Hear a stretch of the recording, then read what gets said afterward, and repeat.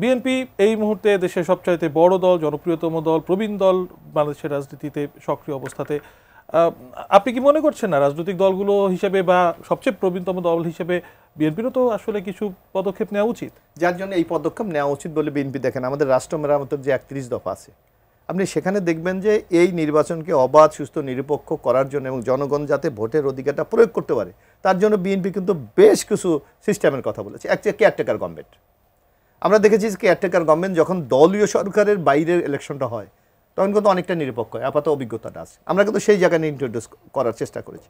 আমরা কি বলেছি যে আমরা বলেছি যে আপনার এই যে প্রধানমন্ত্রীর যে ক্ষমতা বাংলাদেশে কি হয়, এই যে এখন এবার কিন্তু নির্ধারিত হয়ে গেছে যে জীবদ্দশা 10 বছরের বেশি কেউ হতে পারবে না। আমাদের দেশে দেখেন আপনি শেখ হাসিনার আমলটা একটু লক্ষ্য করেন, 3 বারের প্রধানমন্ত্রী, 4 বারের প্রধানমন্ত্রী, 5 বারের প্রধানমন্ত্রী, মানে আলাদা একটা দাম্ভিকতা। আপনি এই জায়গা থেকে যদি রাজনৈতিক দলগুলোকে বের করে 2 বছর পর যদি মনে করে কোনো নেতা আমি আর প্রাইম মিনিস্টার হতে পারবো না, তাহলে সে কিন্তু আর ম্যানিপুলেট করবে না। এই জায়গাগুলিকে আপনাকে অ্যাড্রেস করতে হবে। তারপর আপনি এই যে আমরা বলি এই যে উচ্চকক্ষ, আপনি যেটা বলছেন উচ্চকক্ষ, হয়তো তাদের কোনো বিল পাস করা বা কোনো করার ক্ষেত্রে তাদের কোনো পাওয়ার থাকবে না, কিন্তু তারা কিন্তু অ্যাড্রেস করতে পারবে, যেটা জনগণ শুনতে পারবে। এই যে এখন আবার আমি যেটা বললাম, আপাতত আমার সাথে মানে একমত হলো না, যদি নির্বাচন, এই যেমন আমি একটা উদাহরণ দিই, গতবার পশ্চিমবঙ্গে এই মমতা যেটা প্রাইম মিনিস্টার হলেন, 5 জন এসপিকে নির্বাচন কমিশন চেঞ্জ করলেন। মমতা ব্যানার্জি তাদেরকে পোস্টিং মানে ওই চাচ্ছিল নির্বাচন, কি বলেছে, যদি এই 5 জনকে আপনি না ছাড়েন পশ্চিমবঙ্গে ইলেকশন হবে না। মমতা কিন্তু বাধ্য হয়েছিল। তা আমাদের নির্বাচন কমিশন কেন পারে না? আমি আরেকটা উদাহরণ দিই, ভারতে যখন ইন্দিরা গান্ধী ছিল, সে দিল্লি থেকে উত্তরপ্রদেশে মিটিং করতে যাবে না, নির্বাচন কমিশন বললো ওখানে আমরা নিরাপত্তা দিতে পারি, আপনি যাবেন না। আপনার নিচে মনে আন্তর্জাতিক তাকে গ্রেফতার করে দিল্লিতে নিয়ে এসেছে। আচ্ছা ভাই, আমাদের দেশে জায়গা মতো লোকগুলো বসাচ্ছে না।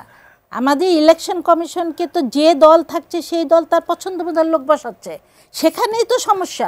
আপনি তো যোগ্য লোকটাকে ওখানে বসাচ্ছেন না, আপনি তো যাকে তৈরি করছেন যে আপনার কথা শুনবে তাকে বসাচ্ছেন। আপনার কথা সূত্র ধরেই জানতে চাই, ধরেন এর আগে বিগত বছরগুলোতে যে ব্যবস্থাতে বা যে প্রক্রিয়াতে হয়েছে, এখন তো আমরা নয়া বন্দোবস্তের কথা শুনছি। এই নয়া বন্দোবস্তে আপনি নির্বাচন কমিশনকে বসানো হচ্ছে না, প্রভাবিত করা হয়েছে আগে, এ ধরনের বিভিন্ন আমরা সেগুলো জানি। সামনে তো আজ হোক কাল হোক নির্বাচন হবে, সেখানে কতটুকু পরিবর্তনের আশা আপনি দেখছেন?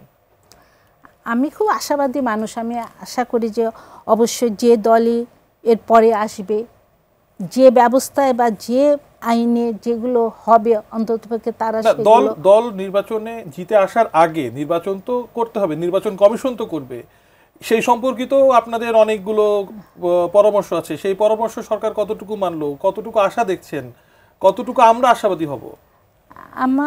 আমার কাছে মনে হচ্ছে যে যে ব্যবস্থা আগাচ্ছে তাতে আমরা আশা করতে পারি যে না, দেশে সব কিছু ভালো হবে এবং দেশের সামনে ইলেকশনটাও ভালো হবে। এবং ইলেকশনটা বড় সমস্যা হয়ে দাঁড়াচ্ছে কি, যে আইনগুলো তৈরি হবে এটা আসলে অনেক দেরি হয়ে যাচ্ছে। যেমন সীমানা নির্ধারণের পর ইলেকশন কমিশন কাজ করছে এখন।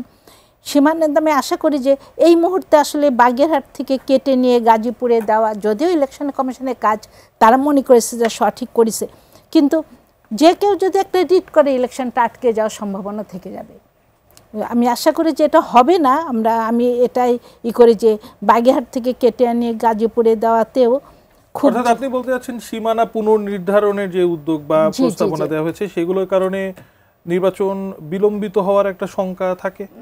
মানে যে কেউ রিট করতে পারে, রিট করলে তো স্বাভাবিকভাবে সীমানা নির্ধারণটা যদি আটকায় যায়, যে কেউ একটা রিট করতে পারে যে তার এলাকার ইটায় কেটে নিয়ে গাজীপুরে। কিন্তু এই ধরনের কাজগুলো যদি আরো ধীরে সুস্থে করা হতো, এই মুহূর্তে না করে, মানে এই উদ্যোগগুলো আরো আগে নিলে হয়তো বা কিছুটা ভালো হতো, তেমনটি বলছেন।